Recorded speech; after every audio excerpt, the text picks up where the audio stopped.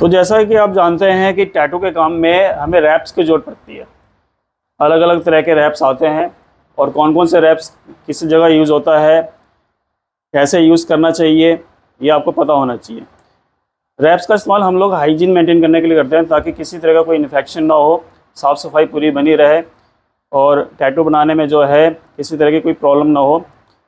इससे क्या होता है, क्लाइंट के ऊपर भी एक अच्छा इंप्रेशन बनता है कि हमने जो है हाइजीन को मेंटेन कर रखा है, सब कुछ साफ़ सफाई रख रखी है, सब कुछ क्लियर कर रखा है। तो कौन सा रैप कहाँ इस्तेमाल होता है और कैसे किया जाता है, आज इसके बारे में हम जानेंगे। चलिए शुरू करते हैं।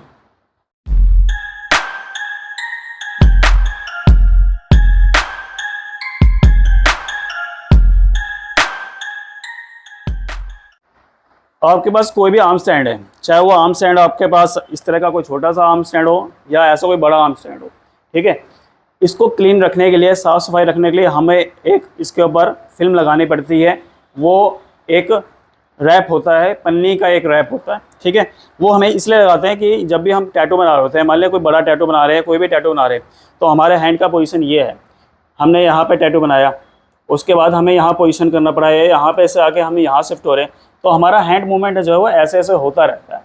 उसकी वजह से क्या होता है, हमारे टैटू बनाते समय जो हम वैसलिन या एंटी ऑइंटमेंट यूज़ करते हैं वो पूरी जगह पे लग रहा होता है, ठीक है। इवन उनका कोई अगर थोड़ा बहुत ब्लड निकल रहा होता है या प्लाज्मा बह रहा होता है तो वो भी इसके ऊपर लग रहा होता है।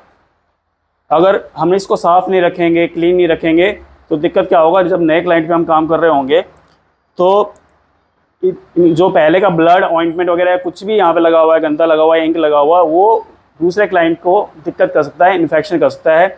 HIV, hepatitis B and C, किसी भी तरह का कोई भी रिएक्शन को हो सकता है, कोई भी डिजीज़ ट्रांसफ़र किया हो सकता है। तो ठीक है, इस चीज़ से बचने के लिए हमें साफ़ सफाई पूरी रखनी पड़ती है, क्लीनिंग पूरी रखनी पड़ती है। इसके लिए हम इस पर रैप लगाते हैं। रैप लगाने का कारण ये होता है कि हम जब रैप चेंज करते हैं तो ये चीज़ वैसे की वैसी क्लीन रह जाती है। फिर हम जब नया क्लाइंट आता है तो उसके ऊपर हमें एक रैप लगाना होता है। रैप दो तरीके के आते हैं, मैं आपको दिखा देता हूँ। एक रैप ऐसा आता है, एक रैप ऐसा आता है। पहले ज़्यादातर आर्टिस्ट इस तरह का रैप यूज़ करते थे। ये रैप जो है काफ़ी मोटा होता है।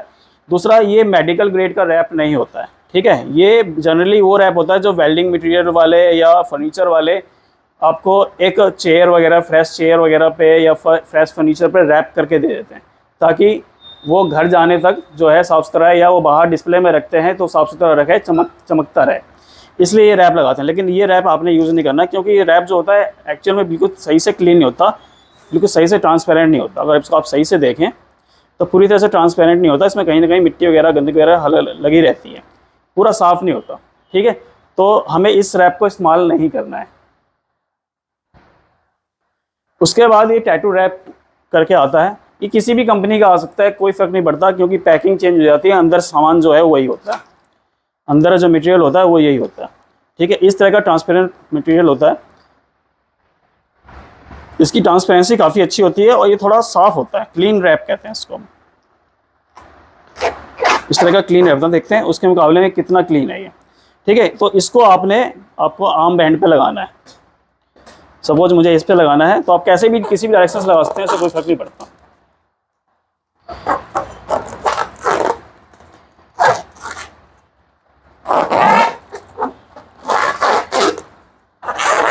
और इस रैप का ये फ़ायदा है कि ईजिली ये टीयर हो जाता है, मतलब आराम से ये फट जाता है। ऐसे हम इसको यूज़ कर लेंगे। तो इस तरीके से हम इसको रैप कर देंगे। इसी तरीके से अगर हमारे पास दूसरा वाला आर्म स्टैंड है, बड़ा वाला है, तो इसको भी हम ऐसे ही इसको कवर कर लेंगे सही से। और ध्यान रखिएगा, जब भी आप इसको कवर करते हैं और नए क्लाइंट पे जब दोबारा ट्रांसफ़र होता है, नया टैटू जब बनाते हैं, तो इसको दोबारा से आपने चेंज ज़रूर करना है। कोई कंजूसी नहीं करनी है इस मामले में, साफ़ सफाई में कोई कंजूसी नहीं रखनी है।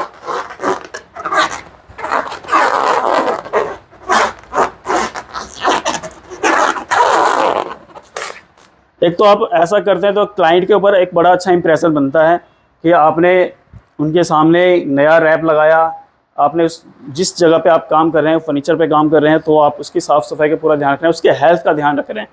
तो ये बहुत ज़रूरी है हमें इस तरह से करना। इस रैप का और भी इस्तेमाल होता है, वो भी मैं आपको करके दिखाता हूँ कि कहाँ कहाँ और इसका रैप का इस्तेमाल होता है।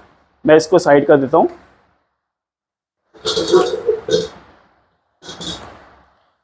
हम कोई भी स्प्रे हो गया, बॉटल हो गया, इंक हो गया, इस तरह की हम कोई भी चीज़ें इस्तेमाल करते हैं तो ये रैप वहाँ भी काम आता है। जैसे आप देख रहे होंगे मैंने इस पर इंक बॉटल पे एक रैप ऑलरेडी लगा रखा है, ठीक है। तो अभी लास्ट टाइम जब यूज़ किया था तो मैंने इस पर लगाया था। ये हम इसलिए लगाते हैं कि जब हम काम कर रहे होते हैं तो हमारे हाथों में वैसलीन वगैरह, ऑइंटमेंट वगैरह, ब्लड या किसी भी तरह कुछ भी लगता रहता है, ठीक है। तो उसकी साफ़ सफाई रहे, ये चीज़ साफ़ रहे, अनटच्ड रहे, तो उसके लिए हमें यहाँ पे रैप लगाना ज़रूरी होता है।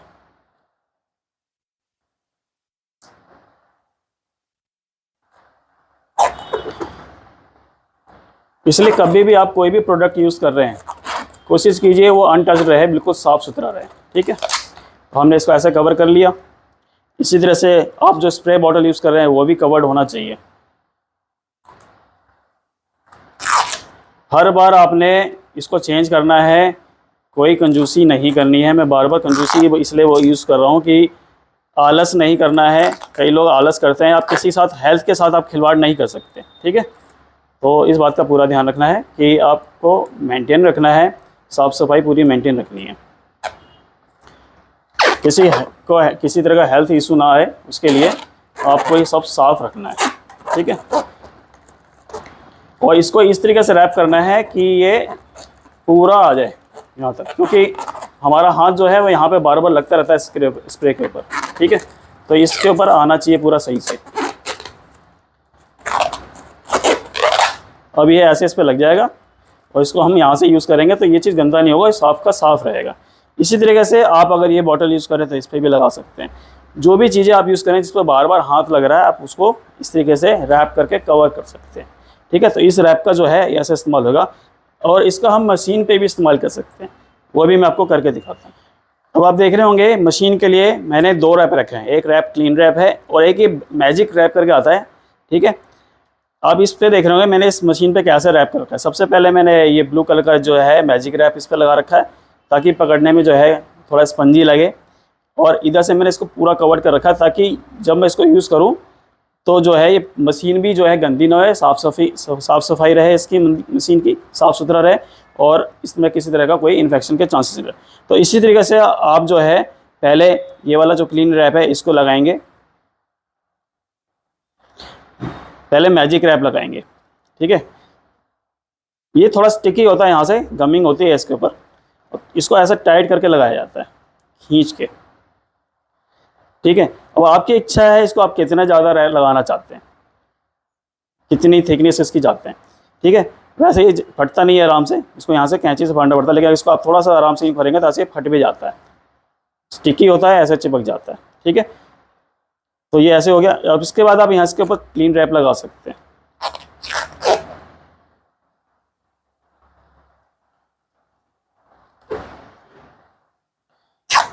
चाहे आपके पास कॉइल मशीन हो या कोई भी मशीन हो, आप उसके ऊपर ऐसे ही कवर करेंगे, ठीक है।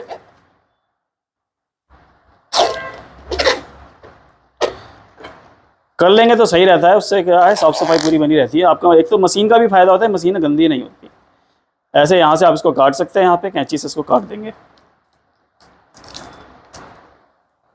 तो ऐसे आपका ये जो है मशीन ये पूरी तरह से कवर हो जाएगा। अब यहाँ पे आप कार्टेज नीड लगा लेंगे और यहाँ पे केबल लगा लेंगे। तो इस तरीके से जो है हम इसको मशीन को कवर करना चाहिए, ठीक है। अब एक चीज़ और दिखा देता हूँ मैं आपको। अब एक ये रैप आता है क्लीन रैप, ठीक है। ये केबल के लिए आता है।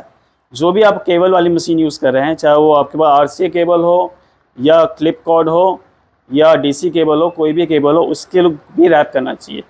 रैप करने का ये फ़ायदा होगा कि वो भी जो है साफ़ सुथरा रहेगा, ठीक है। तो इसको कैसे रैप किया जाता है वो भी दिखा देता हूँ मैं आपको।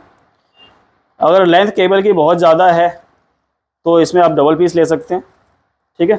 तो इस तरीके से हम इसको लगाएंगे।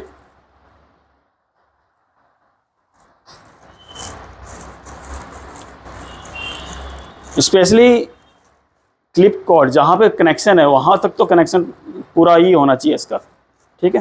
ये आपने ध्यान रखना है कि वहाँ तक तो कम से कम पूरा ही लगे। फिर इसको हम यहाँ ऐसे कर लेंगे और एक मास्किंग टेप आती है, ठीक है, वो लगा लेंगे हम इस पर ताकि वो जो है यहाँ से केबल जो है यहाँ से स्लिप ना हो, निकले नहीं। ऐसे करके इसको हम सही से लगा देंगे, ठीक है। ये यहाँ से लग गया, और उसके बाद जहाँ पे इसका एंड है, ठीक है, चाहे तो आप इसके अंदर भी जॉइंट डाल सकते हैं, लेकिन इतनी ज़रूरत नहीं है क्योंकि ये थोड़ा बहुत तो मशीन के पास ही जाएगा, जो पावर सप्लाई उसके पास जाएगा। और यहाँ पर भी आप एक बार इसको टेपिंग कर देंगे ताकि ये जो है केबल यहाँ से फिसले नहीं इसकी, ठीक है, ये पन्नी जो है इसकी यहाँ से फिसले नहीं। तो इस तरीके से जो हम इसकी केबल को भी रैप लगाते हैं, तो इस तरीके से हम सभी रैप्स का यूज़ करते हैं। उम्मीद है दोस्तों आपको ये जो लेसन है समझ में आ गया होगा कि क्लीन रैप का कहाँ कैसे इस्तेमाल किया जाता है और ये कितना ज़रूरी होता है। इसमें कोई तरह की कंजूसी नहीं बरतनी है क्योंकि हम किसी भी क्लाइंट के हेल्थ के साथ खेल नहीं सकते। हमें हाइजीन को भी मेंटेन करना है, साफ़ सफाई मेंटेन करना है, और इसका ये फ़ायदा होता है कि हमारी जो चीज़ें हैं वो भी साफ़ रहती हैं। मान लिया आपका आर्म रेस्ट है, ये भी बार बार गंदा नहीं हुआ क्योंकि ये गंदा, इसके ऊपर एक लेदर की जो लेयर लगी हुई है, आर्म रेस्ट के ऊपर एक लेदर की या रेक्सिन की जो भी लेयर लगी हुई है, वो अगर इस पर कोई इंक लग जाती है, ब्लैक इंक का तो पता नहीं चलेगा, लेकिन कोई कलर्ड इंक है, वाइट इंक लग जाती है, तो ये बहुत गंदा दिखेगा, पैची पैची सा दिखेगा, अच्छा नहीं लगेगा, बहुत वियर्ड लगेगा देखने में, ठीक है। तो साफ़ सफाई को मेंटेन करना बहुत ज़रूरी है, इसलिए रैप का इस्तेमाल करना भी बहुत ज़रूरी है। तो मिलते हैं नेक्स्ट लेसन में।